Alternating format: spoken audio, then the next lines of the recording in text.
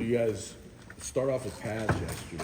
What went into the decision to go into the stadium, and what kind of work did you get done over there? It was good work. We got an opportunity to do some tackling. So we had some different periods. We had some pass emphasis periods. We had some run emphasis periods, first and second down. So I think really the decision from coach was just to get the guys experience in the stadium. We have some new people that were, add additions to the roster. We're going to be scrimmaging later in the week. So it was, hey, get them over there in the practice, let them see what it's like. And when we go over there for the scrimmage, create the most game-like situation as possible. How are you juggling the tackling throughout the rest of the camp? I mean, are you going to have specific days where you go? Or? Yeah, I mean, the reality is there's a limited amount of times you can practice now. Coach Smith kind of goes through and picks the days and then talks to the staff about, hey, what are the days going to be? I think, there's different ways to practice tackling, whether it's individual, whether it's on bags, whether it's just tagging off, but then also you have your live days. So I think the thing we do as a defense is, what is the day? What is the emphasis? Is it an emphasis on tagging? Is it an emphasis on thudding? Is it an emphasis on bringing guys down? So I thought yesterday was great to get some live hits. We get the ball out on the perimeter, like on some now screens, which are the hardest tackles in football, and put our guys in those situations. So it was good work. Joe, it's obvious getting pressure on the quarterback was an issue last year, especially as the season progressed. Sure. How much is that an emphasis in this camp? And is that strictly through personnel? Can that be through strategy and philosophy? Well, it's a huge emphasis. When you look back on last season, feel like for the most part, first and second down, we had some success. We got into some obvious passing situations, and we need to do better. We need to rush better, and we need to cover better. The message kind of to the defense has been, it's a combination of two. The rush helps the coverage helps the rush. And I think there's really three ways you address it. The first is through development of the players you have. I think you also address it through recruiting, looking for guys with that skill set. And then the third way as coaches is from a schematic standpoint. So we feel like we've addressed all three, and it's been an emphasis in all three areas, and we've seen some growth this camp, and it's going to continue to be an emphasis. You're confident it's going to be better? We're working on it being better. And listen, I'm not judging anything. I get it. There's no guarantees. I like where we're at, and I see the guys working and getting better.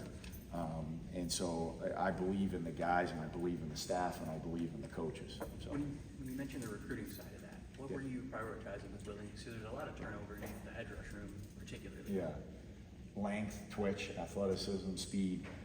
Those are kind of the hallmarks of guys that can rush the passer. So those are kind of the attributes we were looking for. Do you feel like it's at a good spot right now in terms of? I do. I think we kind of remade that room. When we kind of came in, it was a position that really wasn't here. We got some guys in the spot, and we've kind of had to bring some guys in from the outside that kind of had the skill set. So there's a good mix, in my opinion, now of older guys and younger guys. We have some guys with years left. So they've been doing a good job. I think we got a lot of guys that are capable of going and playing winning football for us. So we'll see how the rest of the camp shakes out and how the depth chart fills out, but I'm confident. Season 2 now, you got a concrete principle. What's something that you kind of stayed with from the past season, but what's something else you kind of open to changing and looking at a little differently now in season 2? Well, I think philosophically it's always a little bit the same because you have what you believe in terms of the things that are the ingredients for a good defense. I think what you look to change are maybe some things schematically because there's trends in football, right? There's things that trend on the offense, and then there's a response on the defense. And then also your personnel changes from year to year. You may have some guys that have a strength in one area and a weakness in another. So we're always looking to try to balance off of those two things, but still come under the umbrella of what we believe in. Kind of the flip side of the pass rush, what were the things you did year one that you thought you established? You laid a good foundation. You guys, you mentioned first and second down, but yeah, I thought overall we did a good job of not allowing explosive plays down the field in the pass game. I think that's the quickest way to get beat is to get balls thrown over your head. The slow death is get a bunch of third downs in the drive and not being able to get off the field. And we created a lot of those situations. We need to be better getting off the field. So I think the run game, the physicality, were all things that in year one we felt like were steps in the right direction, and then we're looking to address the others now. You mentioned schematics were something that obviously can help the pass rush. How much can you kind of crank that up in year two as guys are just more familiar and kind of have a base knowledge? Yeah, I mean, there's what we were already doing, and then the things were changing. So it's kind of a combination of the two. You can add additions because guys are more familiar, but then you can also tweak some things. So we've done both. So you know, that's kind of the charge of the defensive staff and us and our work in the off season. So Can less kind of be more than that, guys? Like, can less kind of be more, keeping it simple for guys and like making it easy for them? yeah, for sure. You know, I think you overload guys thinking they're going to slow down. I'm sorry. I keep hearing and reading how energy's higher, spirit's higher. I guess we see that every year, but is any of that a byproduct of this staff in its second year? And have you noticed that tangibly on this team? I think what's noticeable in the second year is the guys being more connected to each other because they've played together. I think there's a familiarity with themselves, but also with the staff. And I think obviously there's a high number of guys that as a staff we've recruited. So when you recruit a guy, naturally the relationship's going to be a little bit different than when you come in and it's completely new. So I think what we're seeing is a more connected team, and when you have a more connected team, I think it's natural that there's more energy, more camaraderie.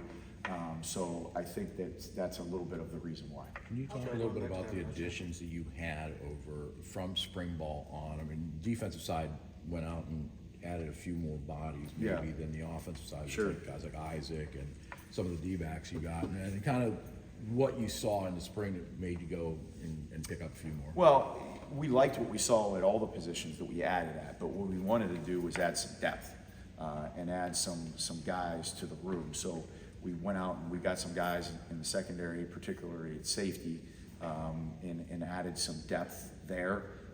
And then we also did the same thing at rush-in. Like, it wasn't what we didn't necessarily see in terms of the individuals we had. We just wanted more depth and creating competitive situations in both rooms where guys are fighting for jobs. I think anytime someone has to compete for a job, their game is going to raise as a result. Are you finding people who might be difference makers for you already? Anybody who's stood out that you say this is somebody we might be able to lean on in that sort of role? Yeah, I mean, obviously it's early. We haven't had a scrimmage yet, but I would say, at linebacker, Jordan Hall has been a guy that has done a really nice job.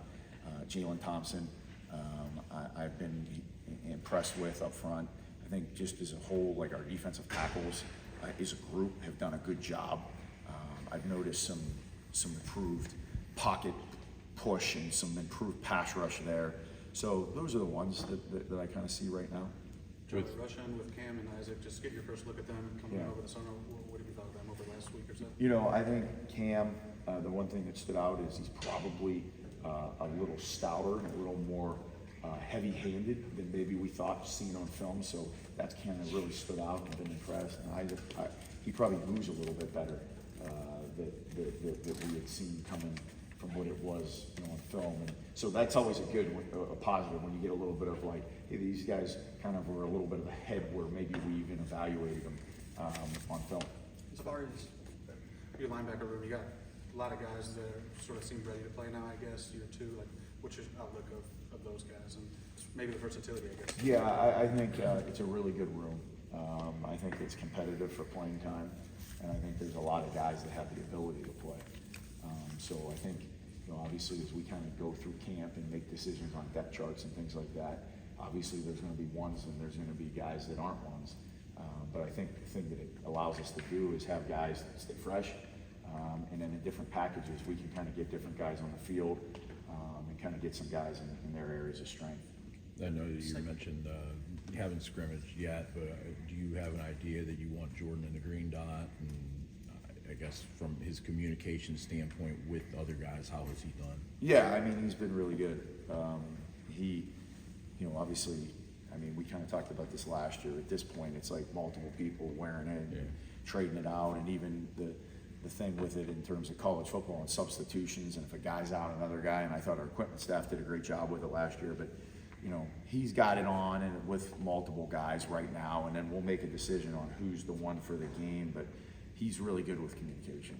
I think you get older, you've played more games, it kind of slows down a little bit for you, and then that allows you to help more. Now, when you're young, you're just worried about yourself, right? As you get older, the game slows down, you can kind of help out, you can communicate, you can call things out, but I thought he's done a great job with it. There's been a few preseason preview magazine type things that have labeled the secondary as a bit of a weakness for this team. And I'm curious, like, when you look at the secondary for this team and the bodies you added, what are the sorts of steps that group needs to take going into this year? Yeah, I mean, I would say, those opinions are fine, A lot of the good defenses we've had over the years, we were predicted to not be very good. So I think we've added guys in the corner room.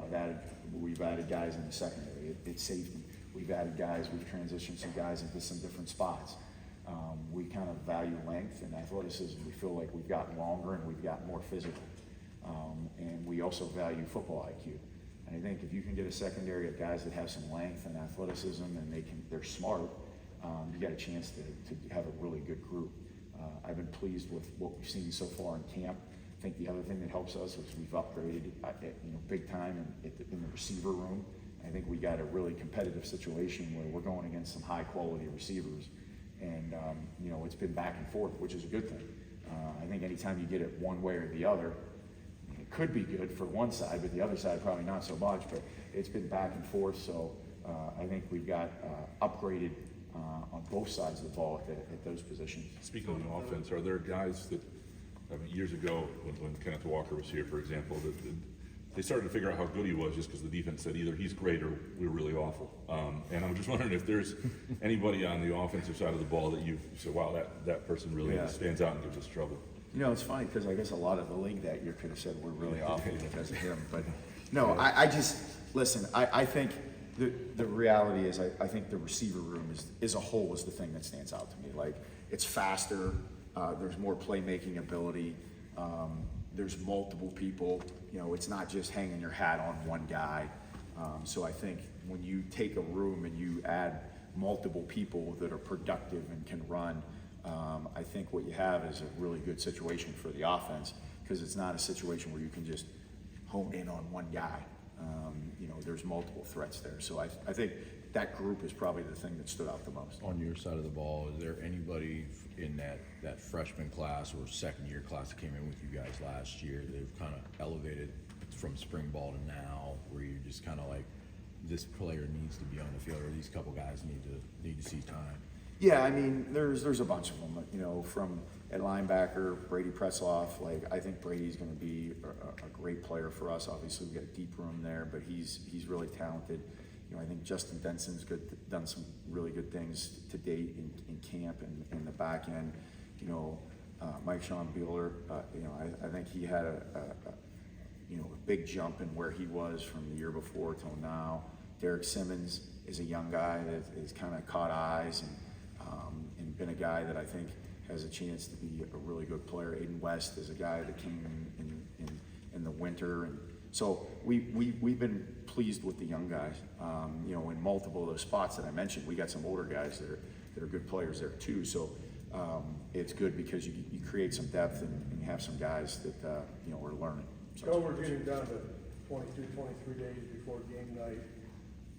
Are you starting to separate ones from twos from threes, or is that an evolution that starts really in spring ball? No, it starts. I say it starts with the scrimmages. We believe in rotating. So, you could come out 3 different days and see 3 different guys with the ones, and that's by design because we're looking to create depth. You know how this league is, and we want to get guys going against the offense's ones, and they're doing the same thing. So. But you start getting into scrimmages, and the reality is those matter a little bit more in terms of your performance. Each day is its own day, but when you get in a game-like situation, that's evaluated heavily. So we got multiple scrimmages. After those scrimmages, we'll get an opportunity to get a little bit of a better feel for, hey, this guy's a 1, this guy's a 2. So You haven't had scrimmages yet, or you have? we've tackled live, but we haven't had a scrimmage. Are you going to do it Friday, Saturday? Do you know yet, or you just kind of what day are you guys going to scrimmage? Oh, we got it coming up this weekend. Is nickel a competitive situation, or? Pardon me? Nickel, Yeah. you feel good about that? Yeah, That's a spot where you got kind of thin last year. Yeah, Do no, a couple different things. I think we moved some guys there, and I think we've got really good depth there. And it's a competitive situation.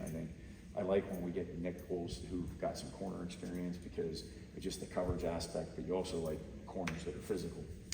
And so you get those guys in there and you get an opportunity to cover and be involved in the run. So I've been happy with that group. Kind of a unique skill set at that spot. Yeah, absolutely.